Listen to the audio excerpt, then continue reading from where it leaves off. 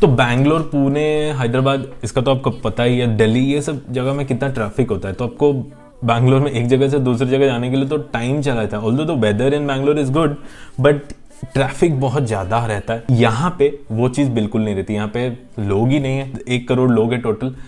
तो यहाँ पे ट्रैफिक वगैरह इतना ज़्यादा नहीं रहता, रोड खाली रहती है, बहुत ज़्यादा क्वाइट है ये कंट्री।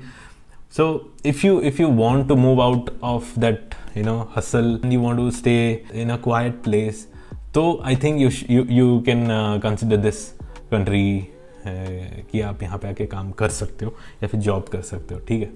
तो मेरे हिसाब से यहाँ आने के बाद मुझे ये पता चला है कि मुझे जो रियलाइजेशन हुआ है कि हमेशा पैसा जो है वो बड़ा फैक्टर रहता है, that is the primary thing, but that is not the only thing you should consider while shifting from one country to another for a job.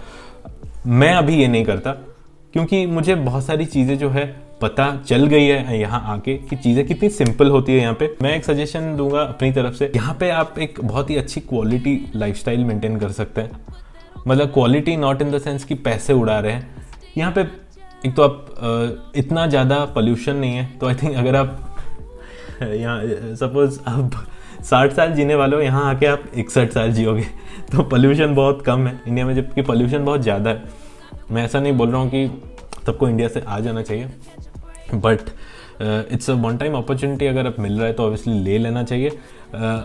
और सबसे जो इम्पोर्टेंट चीज़, अगर आपको यूरोप में काम करने का मौका मिलता है तो जो शेंजन वीज़ा होता है या फिर आपका जो वर्क परमिट रहता है, उसके थ्रू आप थ्रू आउट यूरोप कहीं भी ट्रैवल कर सकते हो। तो अब आप इंडिया में हो तो ऑब्वियसली आपको साल में एक बार आपको मन कर गया कि मैं थोड़ा यूरोप घूमने जाऊं या फिर कहीं अब्रॉड थोड़ा सा घूमने जाऊं, ये चीज़ यहाँ पे आप बिंदास कर सकते हो। और जितना पैसा आप इंडिया से आने के लिए खर्चा करते हैं, उससे कई कम पैसों में आप यहाँ पे मल्टीपल कंट्रीज ट्रैवल कर सकते हो। तो मैं ये नहीं बोल रहा हूँ यहाँ पे आके आप बस जाओ, ठीक है। If you have the privilege कि if you have an option open कि मैं यहाँ पे आके 5-6 साल रहता हूँ, यहाँ पे काम करता हूँ, यहाँ के लोगों के साथ मिलता हूँ, तो एक एक्सपीरियंस गेन करता हूँ, then I will go back, that is fine. But if you want to stay here for long period of time, ठीक है, मतलब permanently, then lot of things you need to have in your mind, ठीक है। क्योंकि आप और India के citizen नहीं होंगे, आप स्वीडन के सिटीजन होंगे। अगर आप स्वीडन के सिटीजन हो और आप देख रहे हो कि इंडिया में बजट में क्या चल रहा है, देखते हैं अच्छा अभी क्रिप्टो में 30% का टैक्स लग गया, ये होता है। We are always attach to our country. तो मैं कभी भी यहाँ पे परमानेंटली नहीं रहूँगा, ये मेरा पर्सनल चॉइस है, ठीक है। मैं नहीं रहूँगा क्योंकि I have to go back because of lot of things, because of many factors. एक तो I want to go back, I want to stay there, और obviously I need to take care of my parents, ठीक है। तो now they're like okay, when they become old then obviously they need me। तो ये एक factor है। अगर मैं इंडिया में होता और मुझे यहाँ पे अपॉर्चुनिटी मिलती, लेकिन सपोज मेरी कुछ रिस्पॉन्सिबिलिटी मेरे फैमिली की तरफ बनती है और मैं ऑब्वियसली उनको ऐसे अनदेखा करके यहाँ नहीं आ जाता, मैं वहाँ रहता, मैं नहीं आता यहाँ पे। This will be the most important factor that I will consider when I will come from India to another country for work, ठीक है। ओनली मुझे 40 लाख का या फिर 50 लाख का पैकेज मिलता है, उसको दिमाग में रख के नहीं यार, सेविंग्स तो उतनी ही होगी जितना वहाँ होगी, तो दैट मैं वैसा नहीं करता, ठीक है। Savings is not the only thing that now I consider जब मैं यहाँ पे हूँ राइट नाउ। मे बी अगर इंडिया में होता तो शायद वो होता। बट एक बात बताओ, अगर आपको इतना अच्छा पैकेज मिल रहा है तो obviously the company will also expect a lot from you. ऐसा नहीं कि आप हवेबाजी कर रहे हो, आपको मिल रहा है।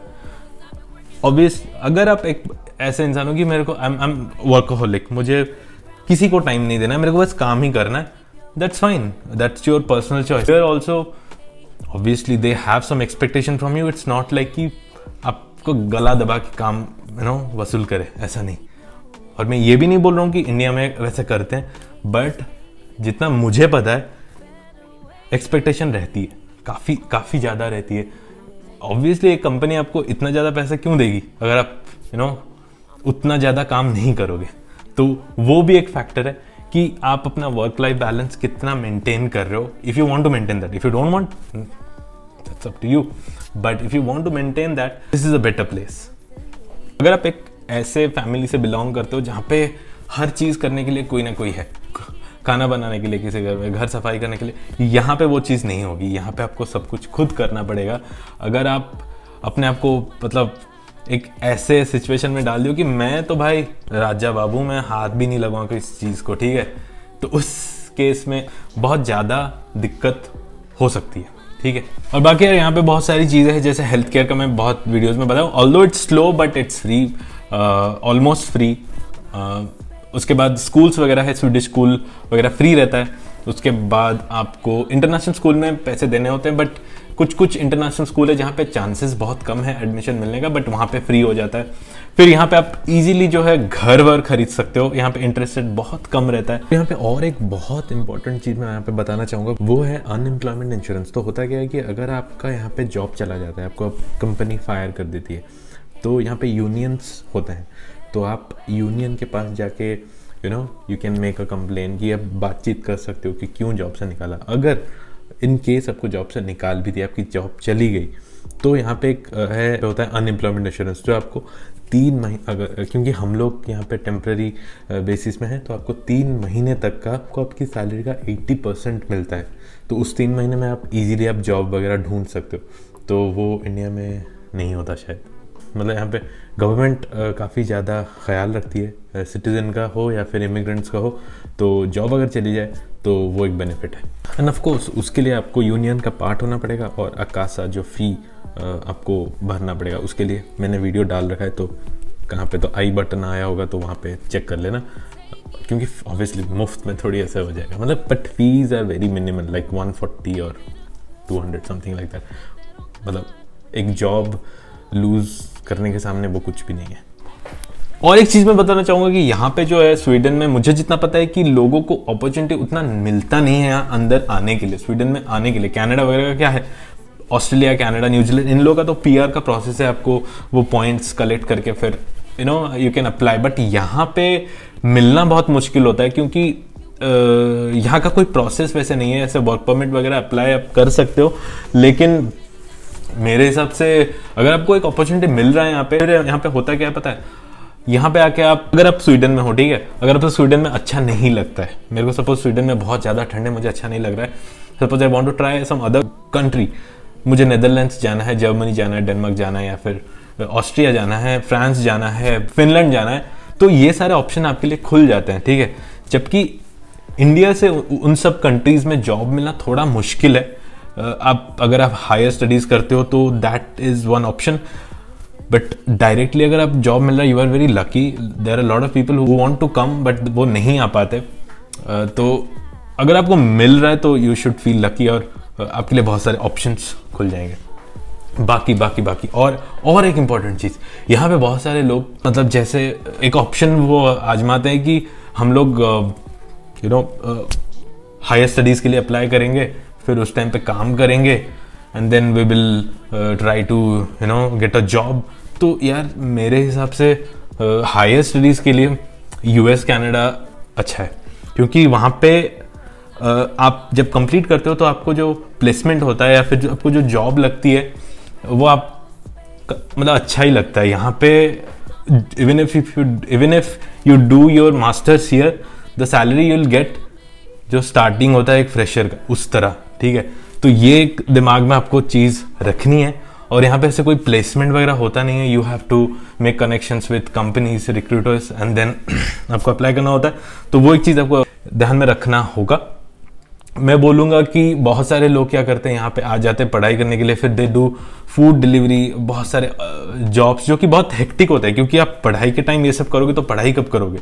तो जस्ट बिकॉज आपको यहाँ आना है तो आप कोई भी कोर्स में एडमिशन लेके कोई भी यूनिवर्सिटी में आ जाओगे, फिर उसके बाद आपको फिर ये सब करना पड़ेगा, you will not be able to focus on your studies. तो इन दैट केस मैं कभी ऐसा नहीं करता, because there will be a risk. अगर मेरा एक अच्छा खासा बिजनेस चल रहा है इंडिया में, मेरी एक फैमिली है, मैं क्यों आऊँगा? मैं मतलब सिचुएशन उतना अगर ख़राब हो कि मैं वहाँ मैं रह ही नहीं पाऊँगा, मतलब मेरे पास कुछ नहीं है, this is the only option, तब मैं आता। बट अच्छा खासा बिजनेस हो या फिर जॉब हो, just to move to Sweden education या फिर मास्टर्स के थ्रू, शायद मैं नहीं आता। बट हाँ, जॉब अगर मिल रहा है तो फिर मैं आ जाता। बहुत हो गया बोल बच्चन। आई होप आपको एक आइडिया मिला होगा कि कैसे क्या डिसीजन लेना है। अगर भी नहीं मिला होगा, थोड़ा बहुत पॉइंट तो कुछ ऐसा है जो आपको हेल्पफुल होगा। अगर नहीं हुआ तो आई एम एक्सट्रीमली सॉरी। अगर हुआ, और लोग आके ये बोलेंगे यार तू तो इंडिया की बुराई कर रहा है, बुराई नहीं कर रहा हूँ मैं इस कंट्री में क्या अच्छा है वो बता रहा हूँ, ठीक है। And that is definitely a fact. आप बहुत सारे लोग नहीं बोलेंगे, दे विल अंडरस्टैंड, बट बहुत लोग नहीं, जो लोग नहीं आ पाते वो बोलेंगे कि वहाँ जाके ये सब कर रहा है। But this was all my perspective towards taking a decision कि आपको आना चाहिए नहीं। अगर आपको वीडियो अच्छी लगी है या फिर हेल्पफुल लगी है तो प्लीज़ वीडियो को लाइक करना, ज़रूर शेयर करना जो लोग ऐसे डिलेमा में हैं, so that they will get an idea. बाकी सब बढ़िया। और thank you so much for watching this video guys. I will see you in the next one. Bye bye. हेई डो, तो स्वीडन में हेई डो का मतलब होता है बाय बाय।